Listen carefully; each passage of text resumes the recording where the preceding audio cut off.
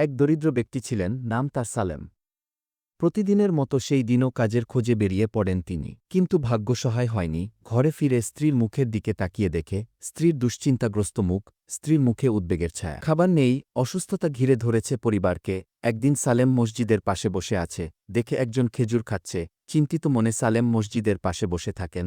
হঠাৎ সেই ব্যক্তি তার পাশে এসে একটি খেজুর সালেমের হাতে তুলে দেন। এই খেজুরটা রাখো ভাই, নিজের প্রয়োজনে কাজে লাগাও। সালেম খেজুর নিয়ে ঘরে আসে। সালেমের স্ত্রী বলেন, এই খেজুরটি দান করে দেন, নিশ্চয় আল্লাহ উত্তম প্রতিদান দেবেন। সালেম মসজিদে খেজুরটি দান করে দেন। এরপর একটি খেজুর বাগানের দিকে হাঁটতে শুরু করেন।